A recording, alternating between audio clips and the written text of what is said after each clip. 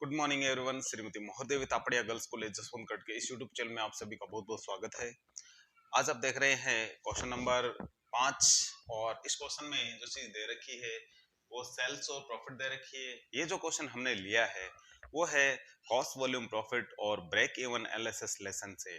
और इस लेसन में जो मुख्य हमारे जो चीजें पूछी जानी है वो है PV ratio, fix cost, BP, अगदी मुख्य मुख्य प्रॉफिट निकालना, मार्जिन ऑफ सेफ्टी वगैरह, ये चीजें इसमें जो मुख्य मुख्य चीजें हैं। लेकिन इस क्वेश्चन में हमें जो चीज पूछी है वो तीन ही है, पीवी रेशियो, फिक्स कॉस्ट और ब्रेक इवन पॉइंट। तो क्वेश्चन हमें बोर्ड पे दे रखा है। क्वेश्चन में 2004 और 5 की है जो क्या दे रखी है, हमें सेल्स दे रखी है। ये 40,000 है, ये 50,000 है। प्रॉफिट दे रखा है 20,000 और 26,000। तो इस तरीके से ये इनके आंकड़े दे रखे हैं। इसके आधार पे हम जो चीजें हैं बाकी जो निकालने का प्रयास करते हैं। तो सबसे पहले जब आपको यदि सेल्स दो तरीके की दे दी जाए, ठीक है, और प्रॉफिट दे दिया जाए दो तरीके के, नहीं 2 वर्षों का दे दिया जाए, उस कंडीशन में जो हम जानते हैं कि सबसे पहले हमें जो चीज चाहिए वो पीवी रेशियो चाहिए। पीवी रेशियो की सहायता से बहुत सारी चीजें आसानी से निकल जाती है। तो सबसे पहले हम क्या करते हैं, पीवी रेशियो निकालते हैं। तो पीवी रेशियो जब दो प्रकार की सेल दे रखी हो उस कंडीशन में जो फॉर्मूला हम यूज लेते हैं पीवी रेशियो का वो इस तरीके से है।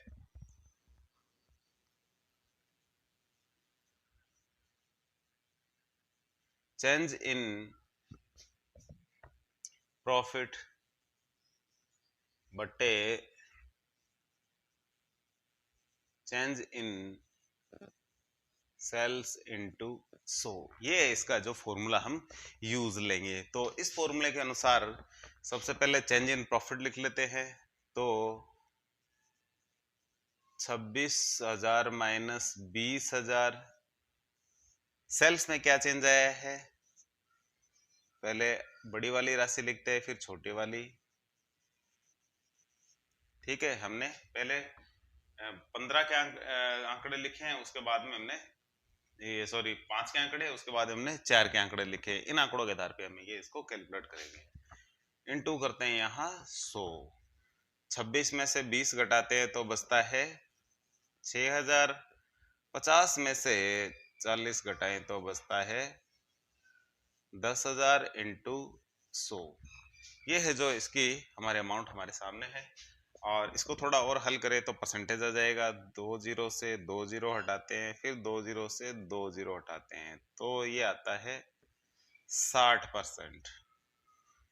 तो पीवी रेशियो है जो हमारा आ गया है 60%। अब पीवी रेशियो तो हमने निकाल लिया। अब बाकी जो चीज निकालनी है हमें वो निकालनी है फिक्स कॉस्ट और बीईपी। फिक्स कॉस्ट के लिए हम जो फॉर्मूला लगाएंगे वो इस तरीके से है, एफ यानी fix cost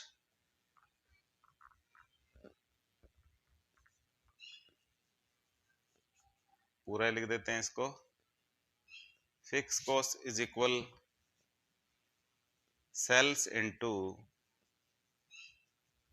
PV ratio minus profit. तो सेल को पीवी रेशियो से गुणा करेंगे और प्रॉफिट घटा देंगे तो फिक्स कॉस्ट आ जाएगी। फिक्स कॉस्ट आप जानते हैं 2004 के आंकड़े लो चाहे 5 के लो, एक जैसी होती है। मैं आपको दोनों के आंकड़ों के द्वारा दिखाऊंगा कि ये दोनों एक जैसी किस तरीके से होती है। सबसे पहले मैं सेल्स आपको लेके दिखाता हूं 2004 की, जिसमें 40,000 सेल दे रखी है, इनटू पीवी रेशियो हमारा आया है 60%, माइनस इसका जो प्रॉफिट है वो है 20,000।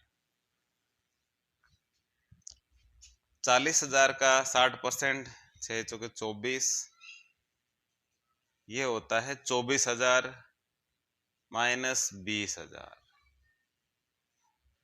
तो ये आता है, तो प्रॉफिट इसका आता है, फिक्स कॉस्ट है जो आती है वो आती है 4,000। ये तो था सेल 2000 की 4 के आधार पे। अब मैं आपको 2000 जो आगे की 5 की जो सेल दे रखी है उसके आधार पे दिखाऊंगा कि किस तरीके से जो इसके आंकड़े जो आते हैं। यहाँ मैं फिक्स कॉस्ट का ही यही फॉर्मूला यूज लेंगे हम। Fix cost F is equal sales into PV ratio minus P यानी प्रॉफिट। सेल्स इस बार हम लेते हैं 2005 की, तो इसमें कोई फर्क नहीं पड़ता है कि आप कौन से ईयर के आंकड़े ले रहे हो, कि 4 के आंकड़े ले रहे हो, 5 के आंकड़े ले रहे हो, एक जैसी आती है, एक जैसी। अब दिखाते हैं आपको किस तरीके से। तो सेल्स है 50,000 इंटू पीवी रेशियो है 60%, प्रॉफिट है इसका 26,000।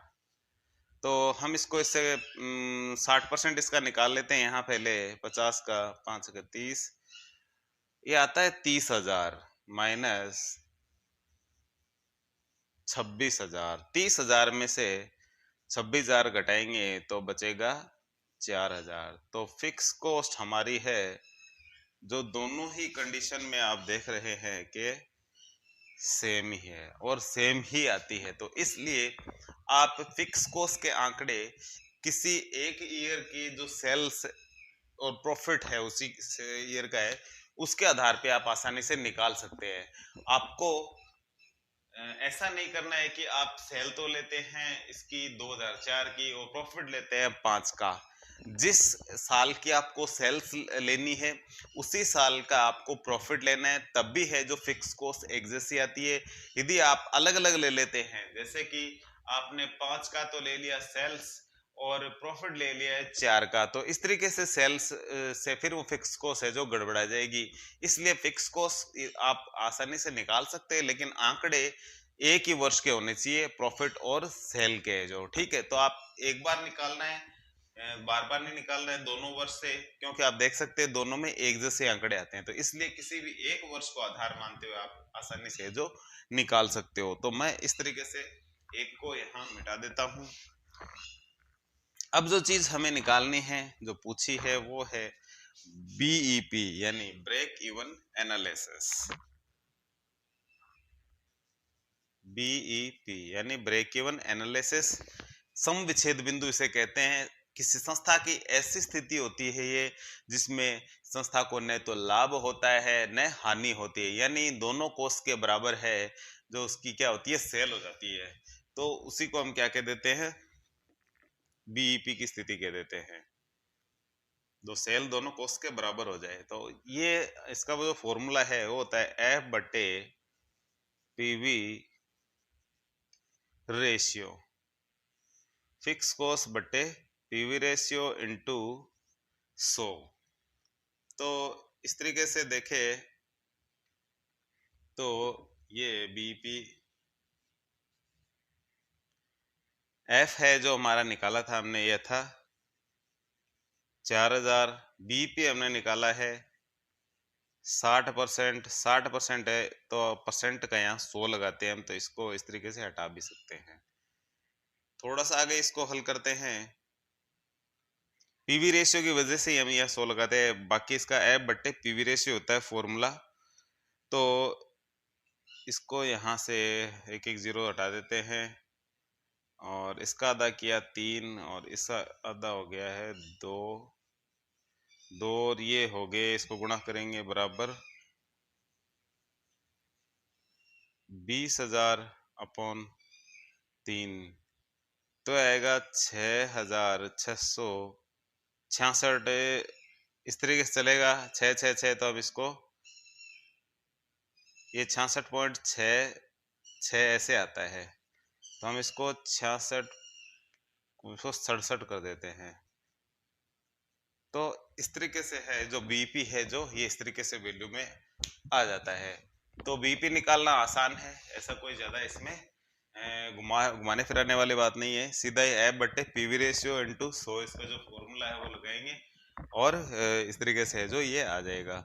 अब एक इसमें एक चीज और है कि ये तो है इन वैल्यू, इन यदि यूनिट्स में निकालना हो तो यहाँ फिक्स कॉस्ट बट्टे यहाँ आएगा सी पर यूनिट, यानी एफ बट्टे सी पर यूनिट, यानी कंट्रीब्यूशन पर यूनिट आता है।